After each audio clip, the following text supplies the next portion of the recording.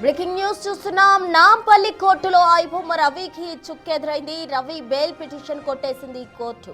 Hyderabad cyber crime PS లో నమోదైన 5 కేసులో బెయిల్ మంజూరు చేయాలని కోరుతూ ఐబొమ్మ రవి పిటిషన్ వేశారు.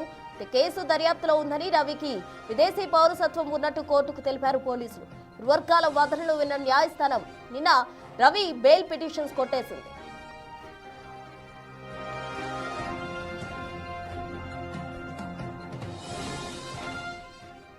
నాంపల్లి కోర్టులో ఐబొమ్మ రవికి చుక్కెదురైందని చెప్పాలి. ఐబొమ్మ రవిపై ఇప్పటికే 5 కేసులు కూడా నమోదయ్యాయి. అటు సినిమాకు సంబంధించిన ఇండస్ట్రీకి తీవ్ర నష్టం వాటిల్లే విధంగా ఐబొమ్మ అనే ఒక వెబ్సైట్ క్రియేట్ చేసి అతను సినిమాలు పైరసీ చేసి అందులో పెట్టడం కారణంగా సినీ ఇండస్ట్రీకి భారీ నష్టం వాటిల్లిందంటూ అటు సినీ ప్రముఖులు కూడా ఫిర్యాదు చేసిన క్రమంలో ఈ మంది రవిని అయితే హైదరాబాద్ కు తీసుకురావడం జరిగింది. నాంపల్లి కోర్టులో ఐబొమ్మ రవికి ఇప్పుడు చిక్కు ఎదురైందని చెప్పాలి. రవి బెయిల్ పిటిషన్ కోర్టు కొట్టేసిన పరిస్థితి. దీనికి సంబంధించి తాజా అప్డేట్స్ మా ప్రతినిధి విజయ్ ఫోన్ లైన్ ద్వారా అందిస్తారు. విజయ్, చెప్పండి, ఇప్పటికే రవి బెయిల్ పిటిషన్ కు సంబంధించి కూడా విచారణ జరిగింది. అటు రవి ఏవైతే బెయిల్ పిటిషన్స్ వేశారో అవన్నీ కోర్టు కొట్టేసిన పరిస్థితి. అందుకు సంబంధించిన కంప్లీట్ డీటెయిల్స్ ఏంటి? పైరసీ సైట్ ఐబొమ్మ నిర్వాహకుడు ఇమంది రవి బెయిల్ పిటిషన్ అయితే నాంపల్లి కోర్టు కొట్టివేసింది.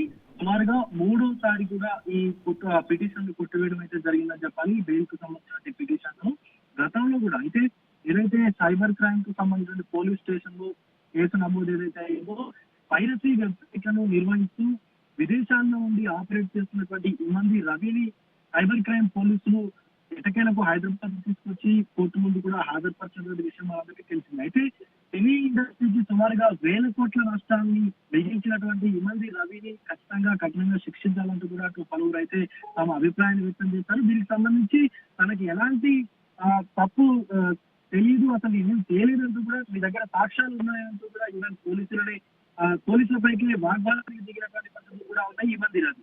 అయితే ఈ నేపథ్యంలోనే ఇమంది రవి గతంలో ఎక్కడైతే కరేబియన్ దీవుల్లో కావచ్చు, లేకపోతే ఇతర దేశాలకు సంబంధించినటువంటి పాస్పోర్ట్లు కలిగి ఉన్నారు కాబట్టి ఖచ్చితంగా ఇటు కేసు దర్యాప్తులో ఉంది కాబట్టి, విచారణ జరుగుతున్నది కాబట్టి ఖచ్చితంగా ఇమంది రవి కనుక బెయిల్ మంజూరు చేస్తే ఇమంది రవి దేశం దాటి వెళ్లిపోయేటువంటి అవకాశం ఉంది కాబట్టి బెయిల్ పిటిషన్ కొట్టివేయాలని చెప్పేసి కూడా అటు పోలీసులు తరపునటువంటి న్యాయం కూడా వాదించినటువంటి పరిస్థితి కూడా ఉంది. ఇరు వర్గాల వాదనలు విన్నటువంటి నాంపల్లి కోర్టు ఇమంది రవి వేసినటువంటి బెయిల్ పిటిషన్లు ఏవైతే ఉన్నాయో 3 బెయిల్ పిటిషన్స్ కూడా పూర్తిగా కొట్టివేసినటువంటి పరిస్థితులు అయితే మనకు అక్కడ కనిపించినాయి.